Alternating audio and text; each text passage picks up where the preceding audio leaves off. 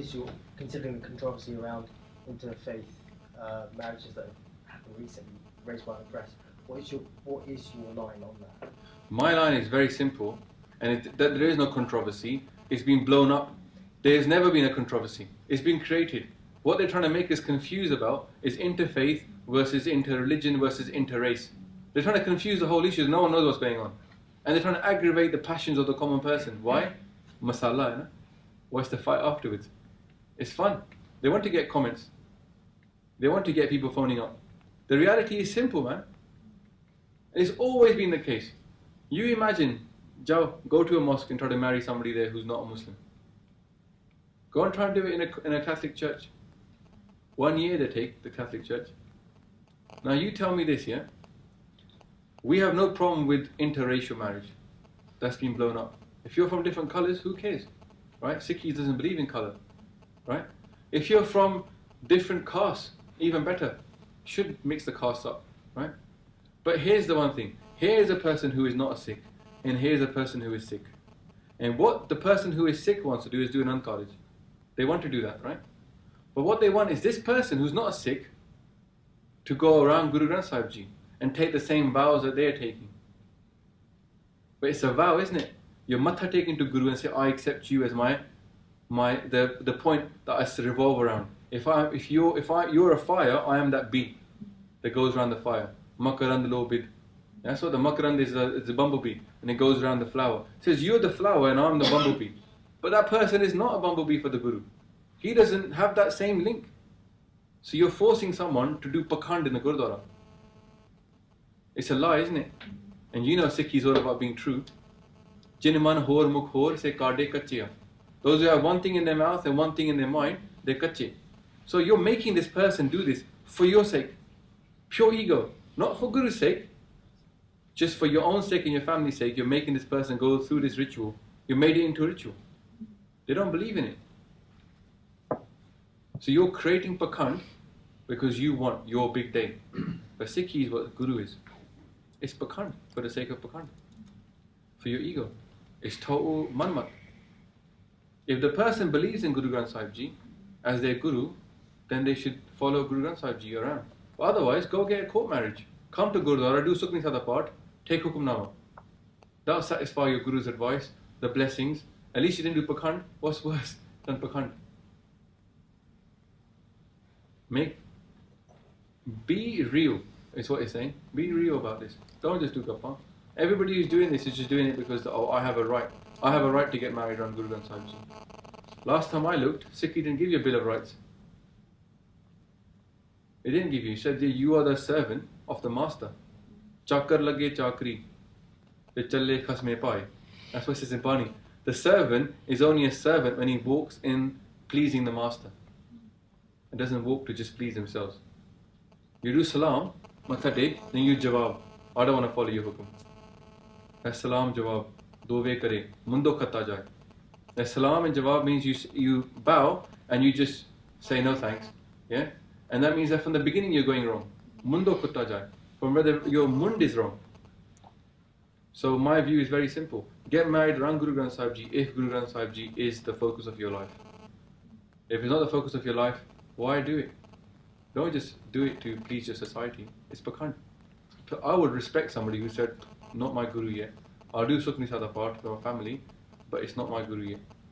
And in the old days, sorry Ravi to interrupt, but in the old days, you know why the dadi and the kirpan it comes from? Why do people keep their hair when they get married? Why do they carry kirpan? Because those times, Amrit and Anand College were related. You did Amrit first, and then you did Anand College. Yeah? And those two ceremonies, sorry to give you the clarity, I should have, you know what it is? You know answers, you might write them in your own mind, but when it comes to being on the spot, you forget. So there's 4 ceremonies in Sikhi, yeah? Naming ceremony. We don't choose that one, too little. Yeah? Death ceremony. We don't choose that one, we're not there. Yeah? There's 2 ceremonies you can choose. Marriage and Amrit. There's no other ceremony in Sikhi. These are the ones by choice. Okay? And they're both very important.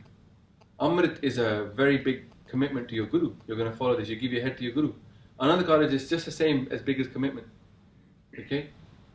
But we accept some people who come to Gurdwara, take that commitment to follow Guru's path and revolve the married life around him, and then they go home, back, shave their beard back, and they're getting pissed in the clubs.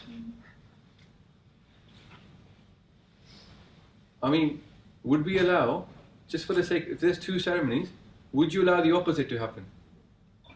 I want to take Amrit. Well, wife, you should take Amrit with me. Doesn't matter, you can cut your hair afterwards. But I want you there with me, for my sake. Would any of you think that's acceptable? That I take someone into Amrit Sanchar with me, who has no intention of keeping Amrit, takes the Amrit, puts it on their head, takes the ball by, comes to the Panch Kakad, and in the evening she goes home and she cuts her hair again. Would any of you accept that? No? Same thing then, isn't it? It's a commitment. Read the Lavan. Read what you're bowing down to. Because you have to matha take to each law. When the law is read out, you matha take, then you walk around. That involves accepting that law as your hukum. First stage, second stage, third stage, fourth stage. This is the spiritual stage of growth. Maharaj is saying this is what you will do. First you will do Taram Khand. Yeah? That's what is Taram Parvirti Karam Chalaya. The first one is about Taram. Next one is about Anand. What comes in Gyan Khand mein Gyan Prajan. Tithe Naad Binod Kod Anand. So second stage is all about Gyan, it's about Anand, knowing what God is. Third stage is then again about having that Birag, that love, which is the Karam Khand. When you have that Tithe Sito Sita Mehma Mahe. You got Ram and you have Sita. What were they? Married couple, yeah? They had love. That's the fourth stage. And then the third stage. And the fourth stage is when you become one. Sahaj. Such Khand. It's talking about spiritual growth. It's talking about the Panch Khands. It's talking about everything. Yeah? And we just matha take to and walk around here. We don't know what it is. The Gurdwara don't bother teaching to you. And the point it came from was at Hounslow. When I was at Hounslow Gurdwara, you know what he said about Utthe bhi ye sawal chukya siga. And I said to them, I said, you know, I said, why don't you teach people at the Gurdwara when they come to the wedding? Why don't you teach them then? He goes, people nowadays are so busy. They come, they say, one Shabad only, we have to go to the party, we're getting late.